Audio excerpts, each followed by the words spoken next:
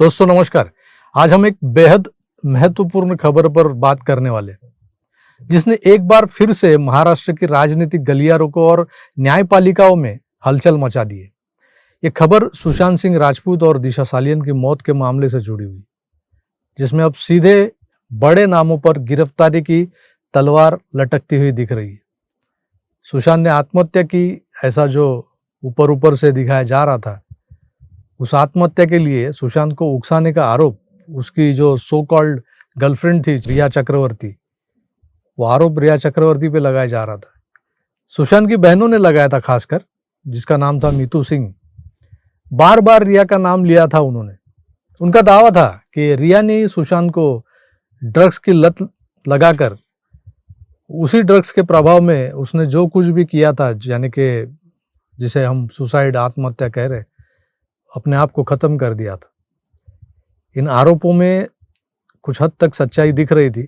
मतलब सुशांत के घर में काम करने वाला एक लड़का जो चरस गांजा से भरी एक सिगरेट बनाकर सुशांत को दिया करता था, ये उसके रोजाना के काम का एक हिस्सा था, सिगरेट बनाना।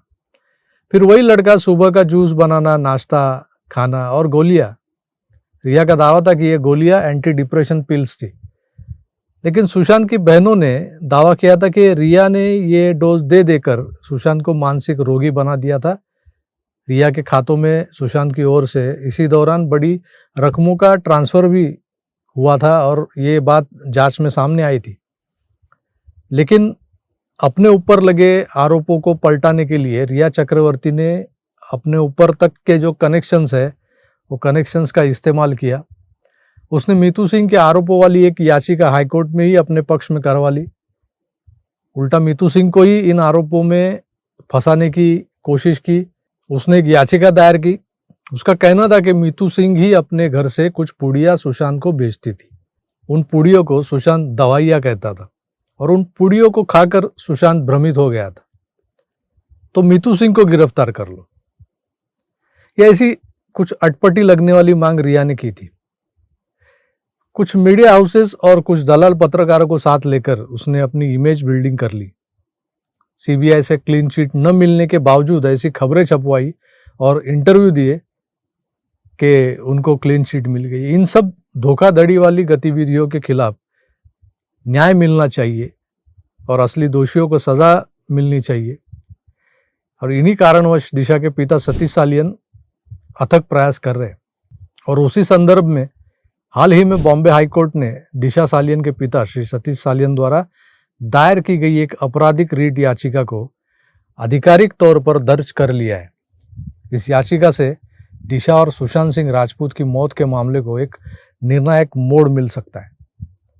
सतीश सालियन ने ये याचिका भारतीय न्याय संहिता की धारा 379 के तहत दायर की, जिसमें गैर जमानती गिरफ्तारी वारंट जारी करने की मांग की है उनके खिलाफ जो दोषी है।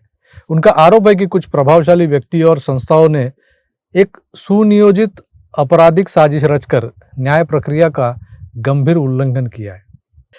इस याचिका में कई बड़े नामों का समावेश है।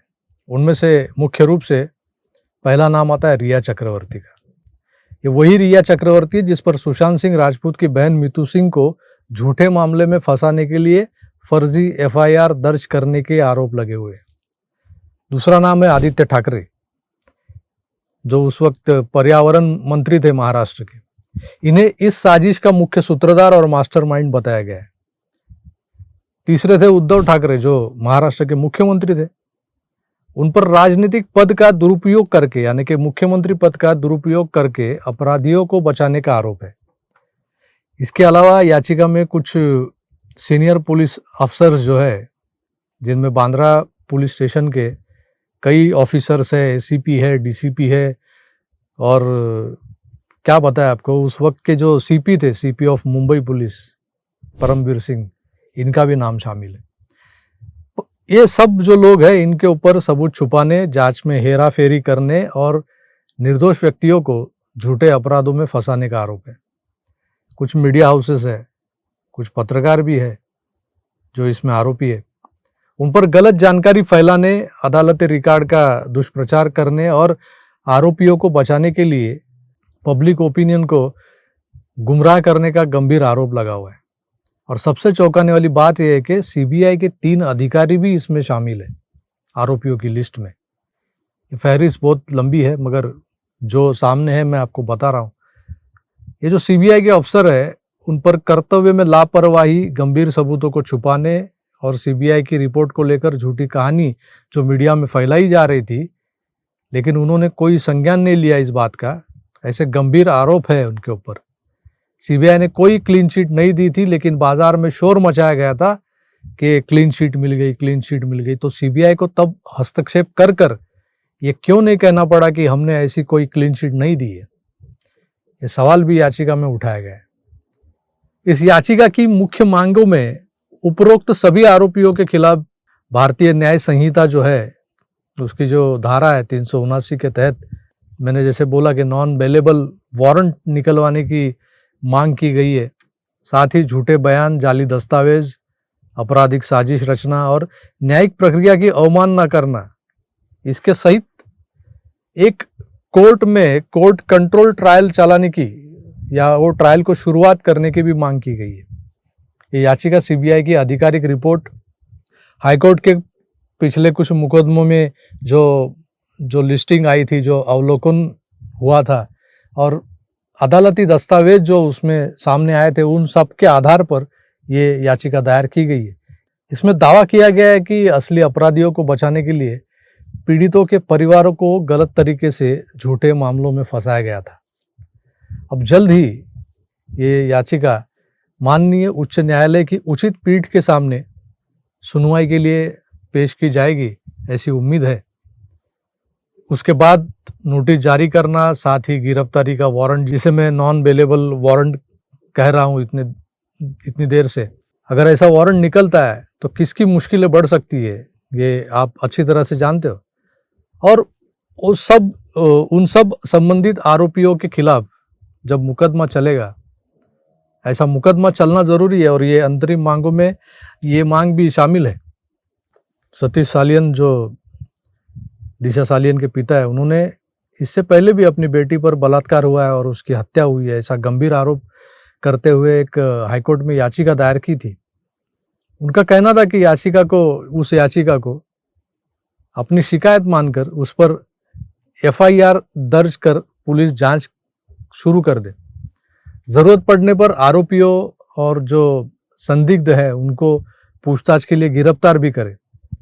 उस याचिका के अनुसार पुलिस अदालत को कह रही है कि हम जांच करेंगे, हमने जांच शुरू कर दी है, लेकिन उन्होंने इस शिकायत अर्जी पर एफआईआर नंबर भी नहीं डाला है अब तक। कह रहे हैं जांच करेंगे। बिना एफआईआर पुलिस जांच कैसे करेगी, ये मैं नहीं कह रहा हूँ, बल्कि कोर्ट ने पुलिस से पूछा है कि आप बिना एफआईआर नंबर के जांच कैसे कर रहे हो। ये वही बात होगी कि चीत भी मेरी, पट भी मेरा, सबके सब बेईमान है साले। इस याचिका की सुनवाई, जिस याचिका की मैं बात कर रहा हूँ, सुनवाई परसों 18 जून को होने वाली है। दिशा सालियन के ऊपर किए गए बलात्कार और उसके खून के बारे संदर्भ की बात जो याचिका है। लेकिन उससे पहले इस नई याचिका का जोर का झटका एकदम धीरे से लगने वाला है, ऐसा दिख रहा है मुझे। और ये धक्का लगने के बाद क्या होगा, इसके ताज़ा अपडेट्स हम आप तक ज़रूर पहुंचाते रहेंगे। फिलहाल मुझे आज्ञा दीजिए, फिर मिलेंगे।